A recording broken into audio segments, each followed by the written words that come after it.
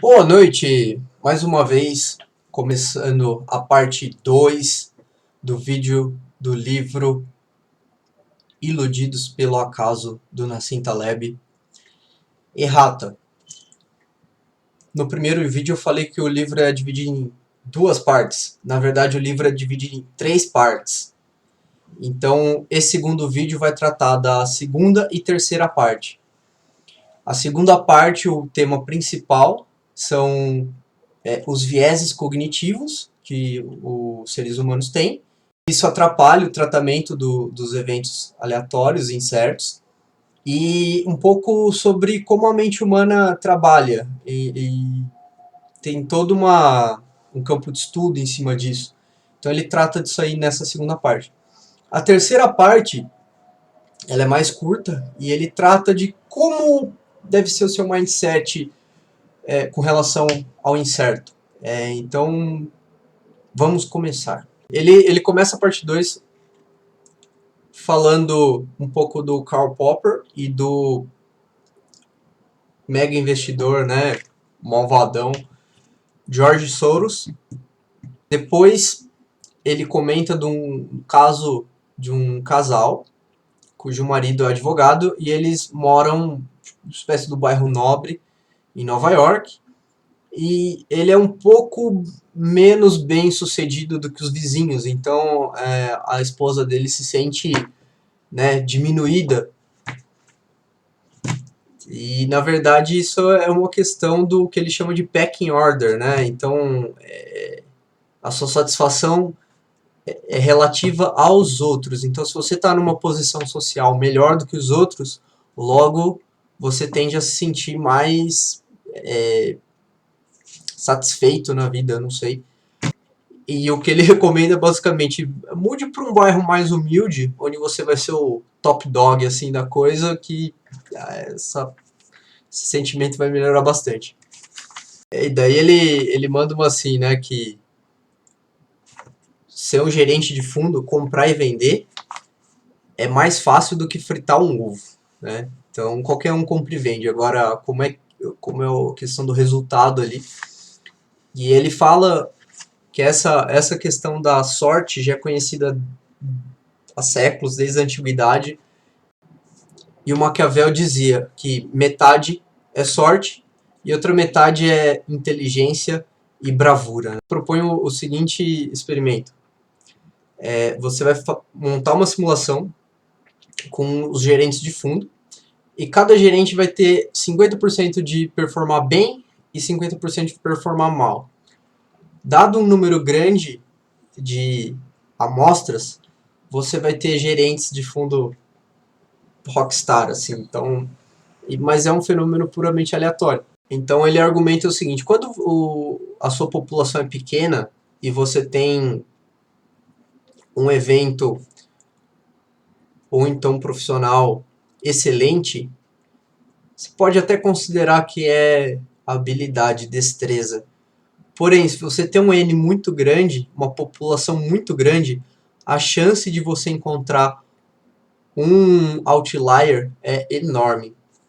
Isso eu acho interessantíssimo. Então, ele fala que os traders fazem backtest das estratégias. Basicamente, eles pegam os dados históricos e rodam a estratégia nesses dados. O que o trader está fazendo ali? O trader está escolhendo o sobrevivente. Então, é o survivor bias de trás para frente. Então, em vez de você olhar depois do fato, você gera o seu sobrevivente. Ele cita um caso engraçado também, dessas curas alternativas para o câncer, né? Agora, faz uns anos atrás aí, tinha um pesquisador brasileiro que inventou uma cura do câncer, né? Não julgo o mérito, não entendo. E ele fala aqui que um determinado percentual dos pacientes com câncer tem cura espontânea. E provavelmente você vai dar um placebo pro cara, ou qualquer medicamento da medicina alternativa, e um determinado percentual desses caras vão se curar, porque tem esse efeito. Então, às vezes a pessoa tá dando o testemunho dela, não, eu fui curado, E é verdade, ela foi curada, mas talvez a causa não seja o medicamento da medicina alternativa, né?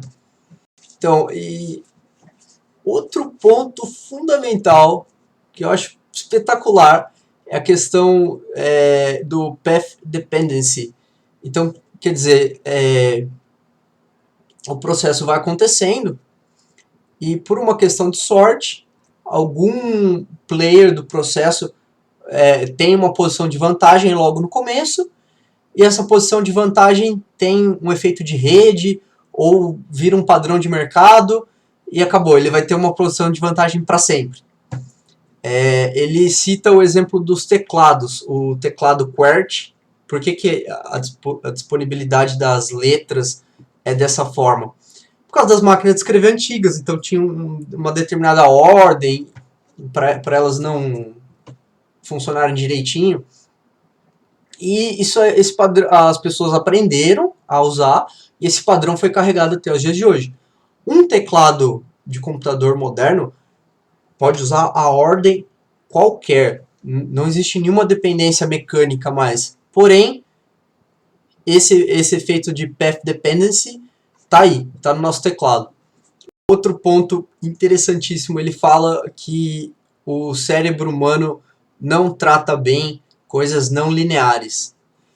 Muitos eventos têm esse tipo de comportamento assim, ó, nada, nada, nada e pum! Ele fala dessa questão de epidemias e outras coisas que tem o tipping point. Então, imagina uma mesa, né? Então, o resultado é nenhum, nenhum, nenhum, até que passa o tal do tipping point e pum! Alguma coisa acontece. Só que é um processo totalmente não linear e o cérebro humano gosta de coisas lineares, incrementais. Então, se eu colocar uma unidade de X, eu vou ter um proporcional em Y. Isso o cérebro humano trata bem. Porém, muitos fenômenos são não lineares.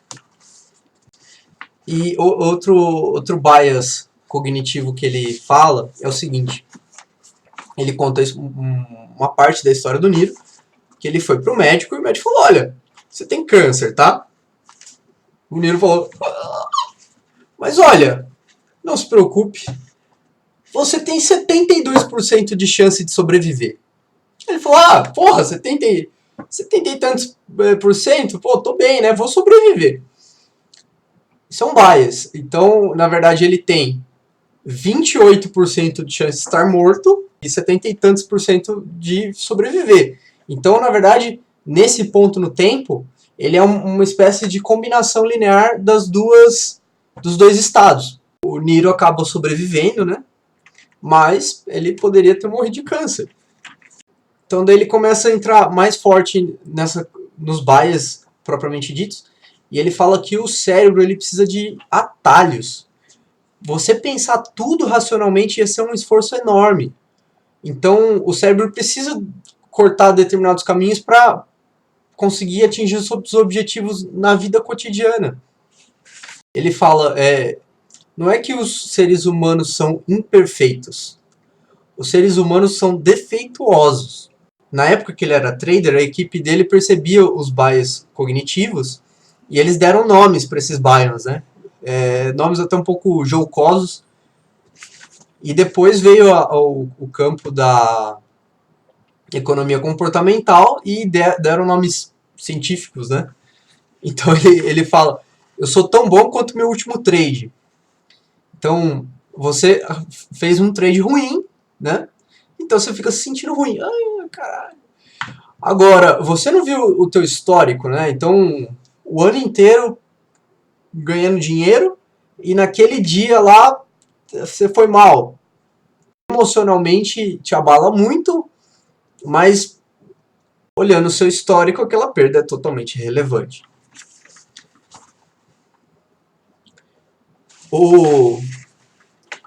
Ele fala o soundbite, né? Tipo, alguém fala de algum número, olha, Ibov 80 mil. Então o cara trada com aquilo na cabeça. Não, Ibov 80 mil, Ibov 80 mil.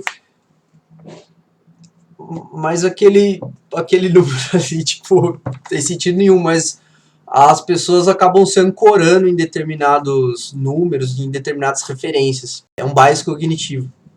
Outro bias que assim, esse preço nunca vai chegar lá. Ele tem outro que ele chama era óbvio. Então é o hindsight bias. Então você olhando para trás, tudo parece determinístico, tudo parece óbvio. E assim vai. Agora vem assim, ele fala da ancoragem. Então digamos que você ganhou na loteria, você ganhou R$1 milhão, certo? Ganhou sozinho. Passou um mês, a loteria liga assim, olha, então, descobrimos que teve um segundo ganhador com o mesmo número, então você não ganhou sozinho, você vai dividir o prêmio, tá? Então você precisa mandar R$500 mil para outro cara. Como você se sente? Então, com 500 mil a mais, eu me sinto pior, porque antes eu tinha 1 milhão. E agora o rapaz que não tinha nada e recebeu os 500 mil, está se sentindo muito melhor que eu. Porém, o nosso nível de riqueza é igual. Então, isso é um conflito entre o pensamento econômico tradicional e a economia comportamental. Por exemplo, o bias da disponibilidade. Eu vou te oferecer 2 seguros, tá? Um seguro. Eu vou gravar de novo a parte da proposta de seguro, porque é um ponto importante, ficou muito ruim a primeira vez que eu fiz. A proposta é a seguinte: qual seguro é mais caro? Um seguro que te protege contra acidentes aéreos, que envolvem terrorismo. Então, por exemplo, você estava num voo, teve um ataque terrorista, foi sequestrado, o avião caiu. É um seguro. Segunda proposta, um seguro simples de acidentes aéreos, quando o avião cai. Qual desses 2 seguros é mais caro? Apesar dos ataques terroristas ser um fenômeno mais concreto, mais fácil de se visualizar, o segundo seguro inclui qualquer queda, inclusive as provocadas por ataques terroristas. Logo, o segundo seguro precisa de um prêmio maior, porque ele está exposto a uma quantidade maior de eventos. Mas isso é o fenômeno da disponibilidade, porque toda hora estão falando em ataque terrorista, a galera se ancora nisso. Eles citam o livro Pensando Rápido e Devagar. Provavelmente eu vou fazer um vídeo desse livro. Então, existem 2 sistemas de pensamento, o sistema 1 e o sistema 2. Um sistema, ele é focado no dia a dia, no pensamento automático ali, você não percebe que você está nesse sistema. E o outro realmente é aquele do pensamento racional, do pensamento elaborado. Eu vou fazer um resumo bem porco aqui, mas provavelmente vou fazer um vídeo inteiro desse livro. Ele coloca o caso de um paciente que teve um tumor e precisou remover uma parte do cérebro. E basicamente foi a parte relacionada ao controle, não controle emocional, mas a parte desse pensamento relacionado à emoção. O raciocínio lógico dele está totalmente preservado, não teve nenhum dano à inteligência nem nada. Porém, ele era incapaz de tomar decisões simples. Porque o que acontece? A decisão é primeiro uma resposta emocional e depois entra a parte racional para meio que justificar a decisão. Qualquer decisão que nós vamos tomar, o lado emocional está junto. Na verdade, é o lado emocional que toma as decisões. E isso é um pouco complicado, né? Que o lado emocional é totalmente falho. Outro exemplo fantástico que ele dá é o seguinte, dos eventos condicionais. Então ele fala que um jornalista em rede nacional falou assim, olha, a expectativa de vida é 75 anos. Se você tem 65, você tem mais 10 anos de vida. Então já está na hora de pensar, né, na sua aposentadoria e tal. E ele fala assim, é verdade? Verdade, então, só mais 10? E quem tem 80 anos deveria estar morto faz 5 anos, né? A expectativa de vida é no nascimento, é incondicional, é lá atrás. Se o cara atingiu 80 anos, a expectativa de vida dele naturalmente é maior, né? Essa foi a parte 2, espero ter falado dos principais pontos. E a parte 3, ele fala como você lida com tudo isso que a gente falou. Então, todos esses exemplos, a irracionalidade, os bias, essa questão do incerto, das probabilidades, como é que funciona tudo isso? Dado que o cérebro humano não foi de maneira alguma selecionado, ele não evoluiu dessa maneira para comportar esse pensamento probabilístico, né? Então ele, no capítulo 3, na parte 3 do livro, que prescreve alguns comportamentos. No final das contas ele fala, olha galera, é estoicismo, pratica o estoicismo, tem coisas que você controla e todo o resto você não controla. Né? Ele coloca uma metáfora muito bacana da Odisseia, que o Odisseu falou, olha, eu quero ouvir os cantos das sereias.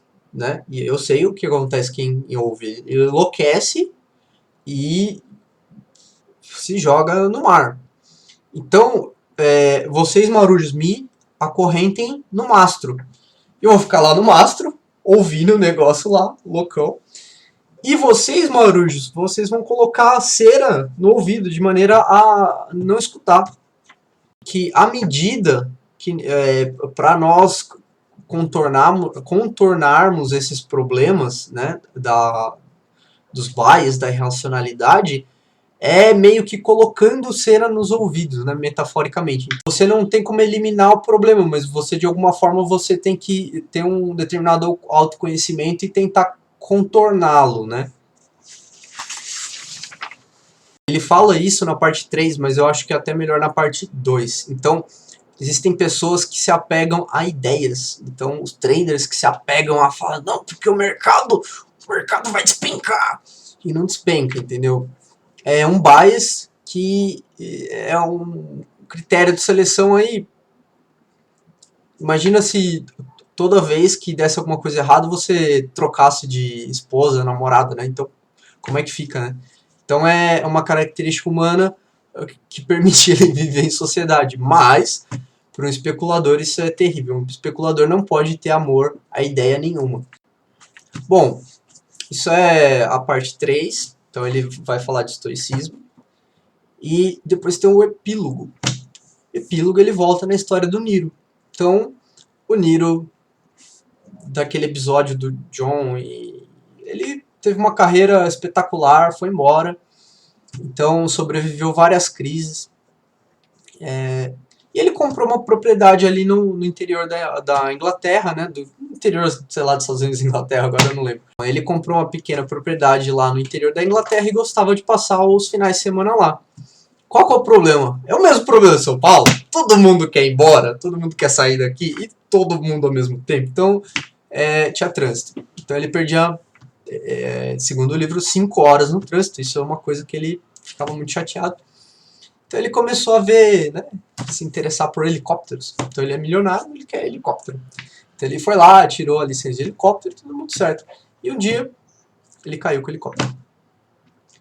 Então o Nassim fala que o cisne negro, né, levou mais um. O básico do livro é isso. Eu de maneira alguma esgotei o assunto. Tipo, leiam o livro. Alguns conceitos eu já era familiar, ele me introduziu alguns conceitos novos. De maneira geral, é uma leitura bem agradável, flui bastante, ele tem um bom senso de humor. Os exemplos são fáceis, não tem muito esse academicismo aí, né? Essa coisa que ele critica tanto do falso intelectualismo, né? O cara jogar nomes e coisa e tal. Às vezes aparece uma coisa ou outra lá, mas ele explica quando aparece alguma coisa mais diferente, assim. Então é isso, galera. Muito obrigado. Eu vou parar por aqui.